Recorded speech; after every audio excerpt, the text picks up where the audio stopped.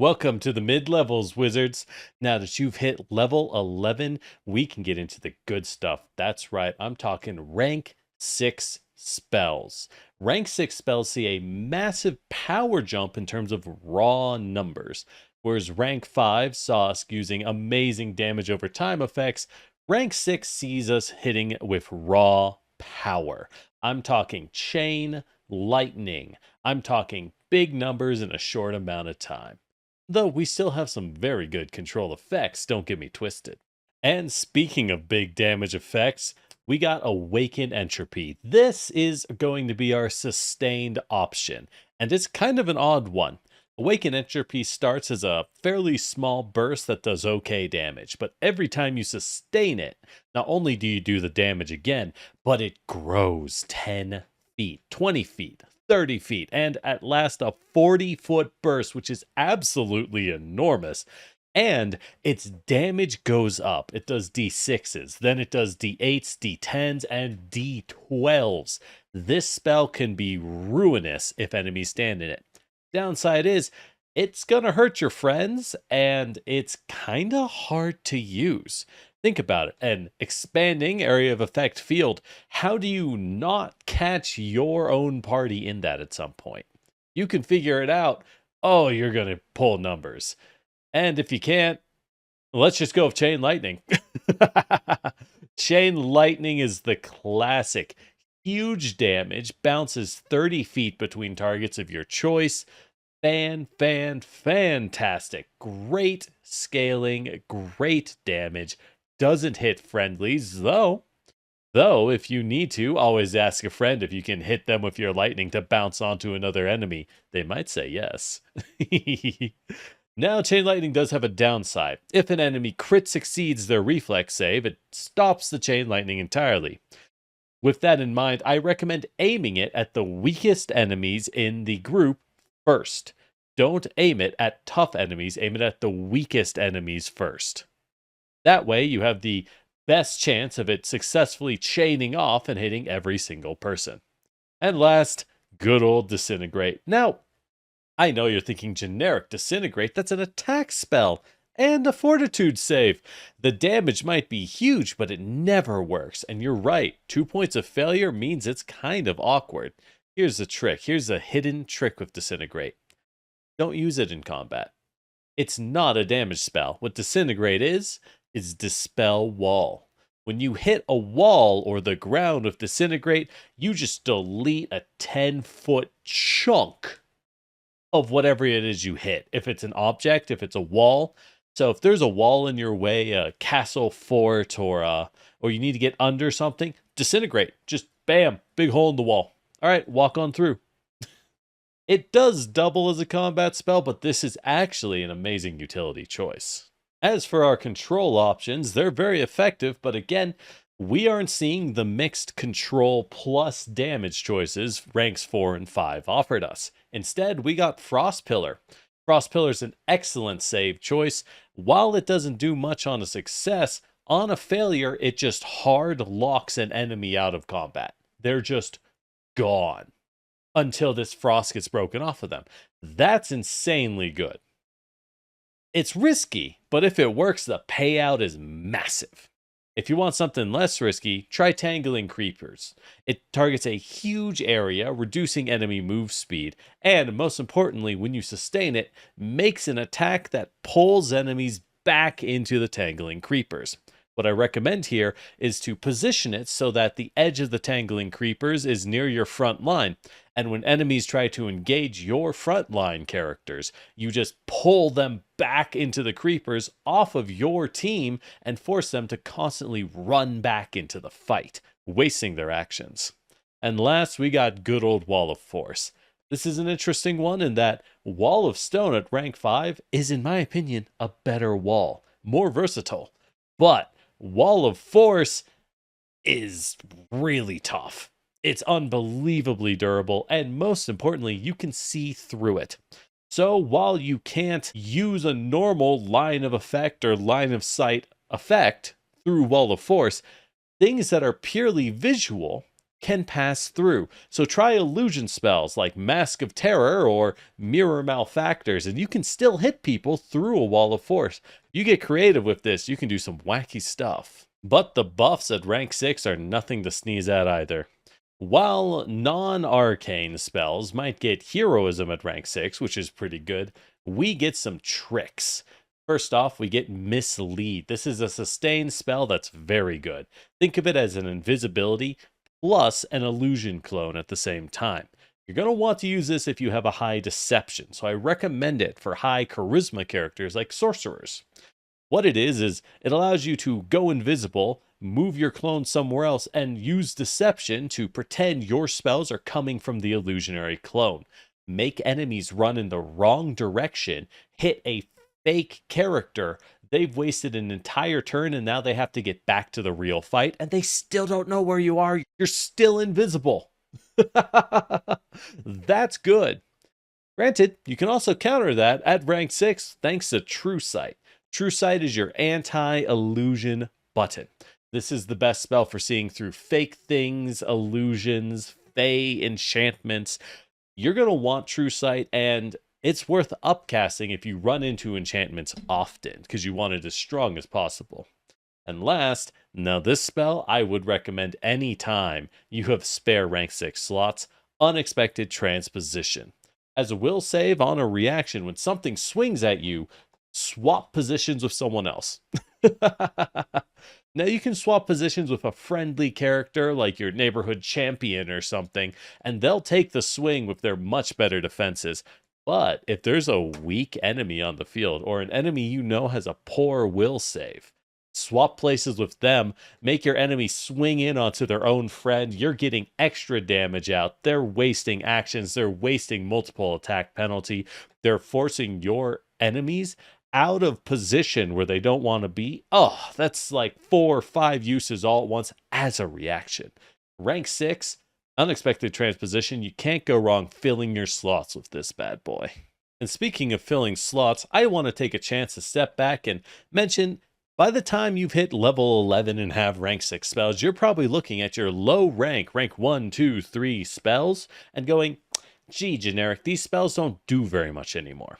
So I need to do some work next time on making this better, but here's a quick pick of some spells to put into those low rank slots to always get value out of them. First off, at rank 1, Interposing Earth. This is like raise a shield as a reaction to getting swung at, or it counts as cover, so it works for reflex saves as well. Illusory Object, you can't go wrong with. It's just as good at low ranks as it is at high ranks. As always, very game dependent. Ask your game master how they treat illusions to know what you can fake with an illusion to get away with in combat. And last, Gust of Wind, again, does just as good at low ranks as at high ranks. It locks down hallways. You can't walk against it. It might even knock someone prone. Use this to force ways of movement to become one-way streets. Rank 2, you're always going to want an invisibility in the pocket. What if you have to run away from a fight? What if you want to scout somewhere or sneak through a party? Invisibility. Propulsive Breeze is a great reaction. It boosts move speed of someone striding near you, so you can essentially double speed a teammate when they're moving. Hey, that might save them an action, but of course, talk with them before you use it to make sure that extra chunk of move speed is what they need. And last, Acid Grip. I know, it's the damage spell, but we aren't using it for damage at high levels. We're using Acid Grip because it does forced movement. Forced movement is always good. You can't go wrong with it. You always want a little bit for when an enemy grapples a friend. Any forced movement's going to break that grab effect. So even if they succeed the Acid Grip, your real goal was to break the grab so your friend can get away. Rank 3, Cloud Dragon's Cloak is very great if your game master uses ranged attacks often. This gives you a 50-50 miss chance. They have to hit a DC 11 as if you were hidden to land any ranged attacks as a reaction. 50-50 miss chance is fantastic, but note this is only valuable if your game uses a lot of ranged attacks. If it tends to be big melee brutes or deadly wizards, it's not useful here. Take another wooden double. speaking of wooden double, the spell's great. When you get crit, take 25 less damage. The end. That's super good. Super good. Tons of value.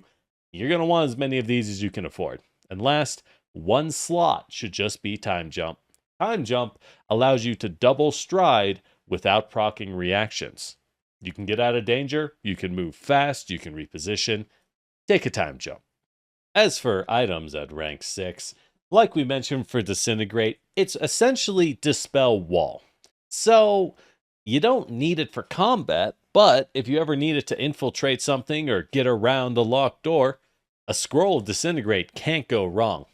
And these are heightened spells from lower ranks, so we didn't mention them, but know that these are incredible control options, both for your slots and as scrolls and wands.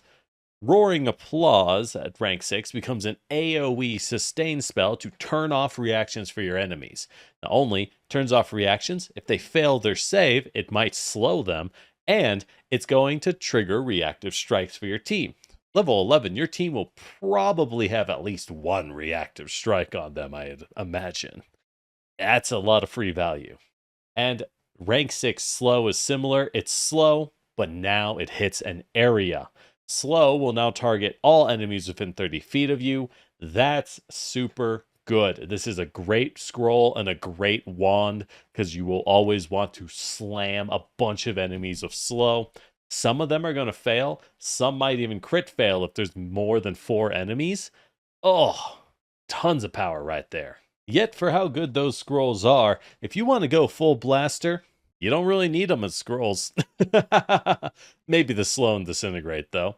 But for spells, consider Awaken Entropy. This is your fortitude targeting spell, and it's really good if you can hold them into that vortex. If you have a way, team up with a caster that can use difficult terrain, or here's a combo. If you have a friend with Wall of Stone, you cast Awaken Entropy, and they cast Wall of Stone and seal your enemy into the area, and then you just expand and cook them.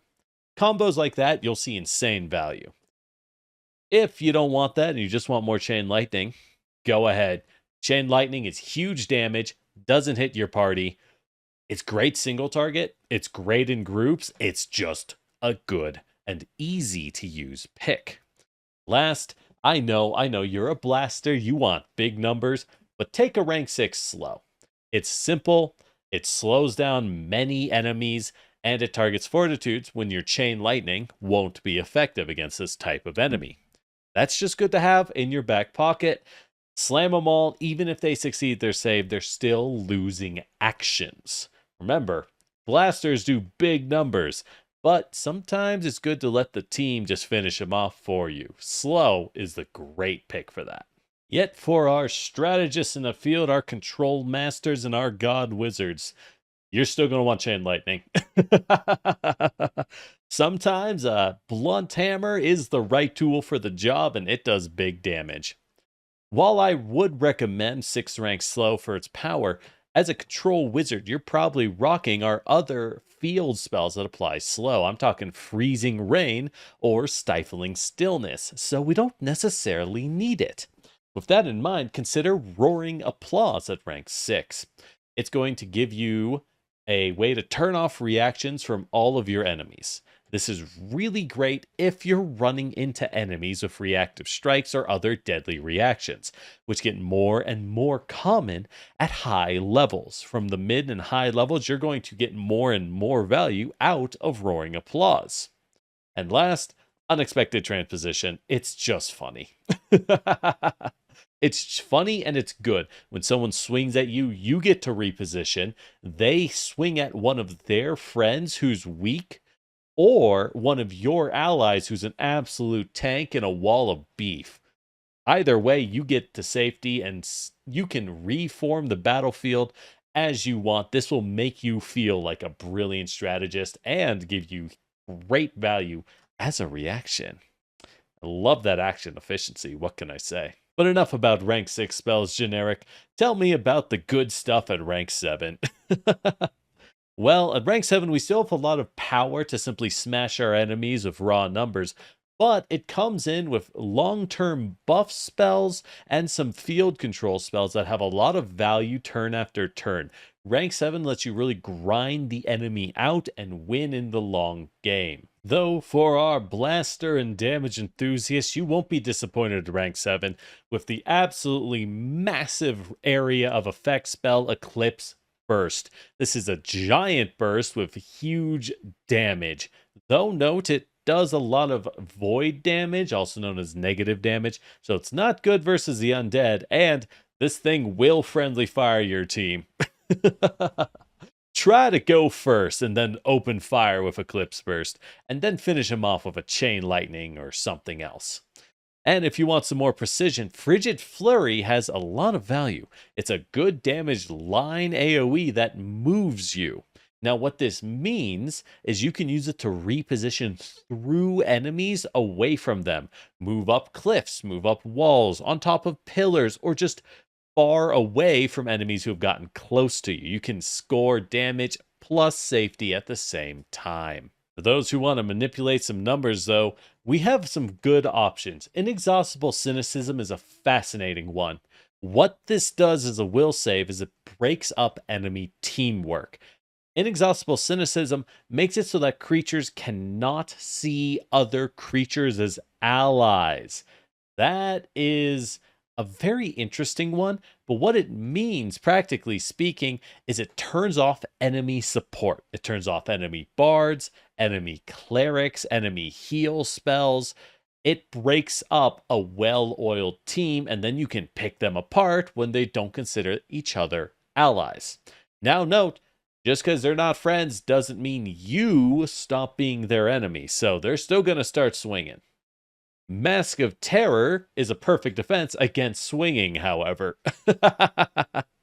You buff one ally, and anyone who attacks that ally has to make will saves versus being frightened. While it's not particularly powerful for its rank in a single instance, this is a spell that will continue to score value over a long fight.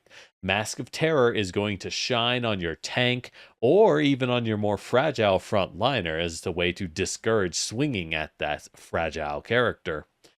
In fights where there are many enemies and they all want to swarm over, and it's going to take a long while to take them all out. The longer the fight goes, the more value Mask of Terror gets. And speaking of value, Shadow Raid is similar. Shadow Raid lets you hit an entire zone, not hurt your party, by the way, and it does constant low damage to enemies while concealing your party. That's a 20% mischance.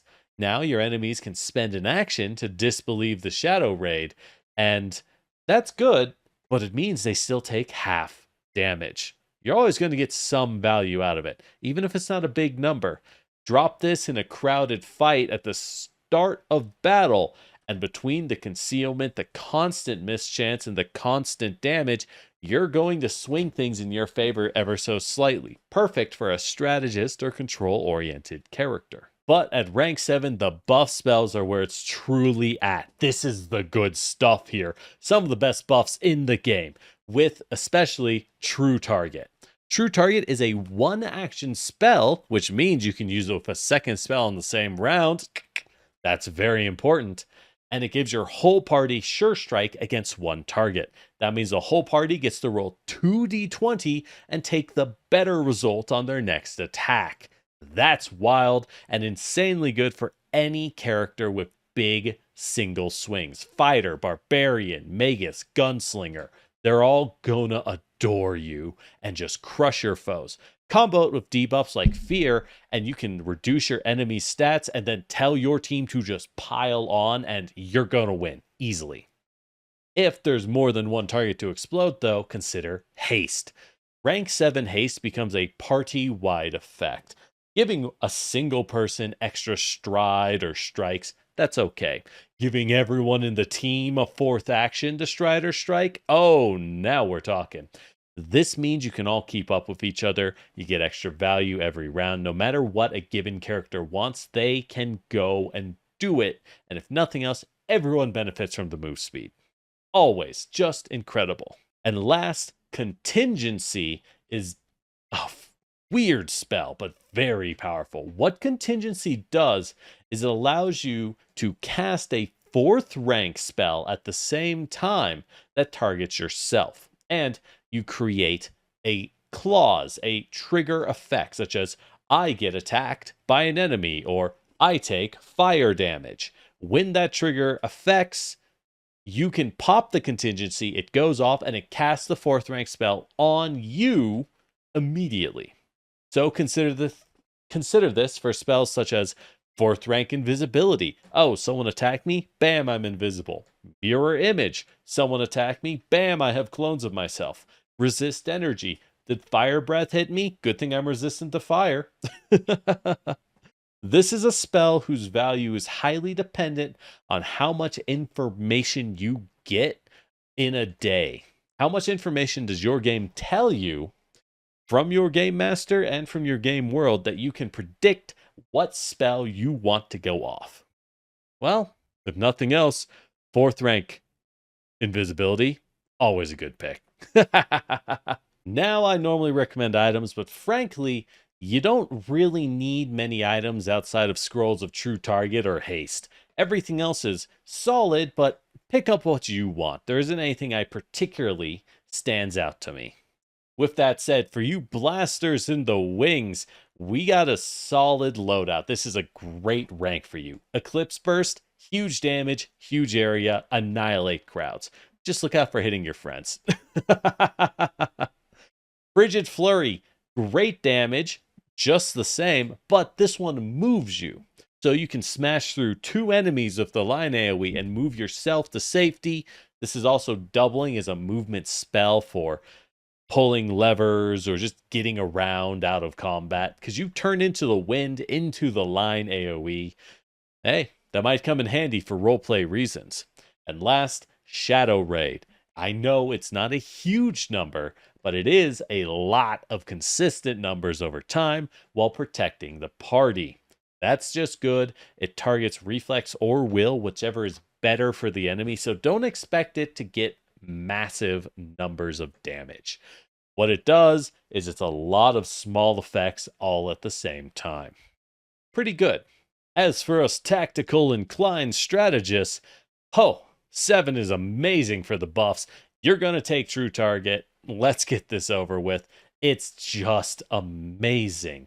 Every single character on your team who throws an attack roll is going to benefit massively. As I said, this is like giving you team-wide hero points, and that's good stuff. Second, you're going to want rank 7 haste. Rank 7 haste is just good. Extra actions, extra mobility. It's good in pretty much any situation. If you can pull off a rank 7 haste at the start of any fight, you've kind of contributed a lot already, no matter what.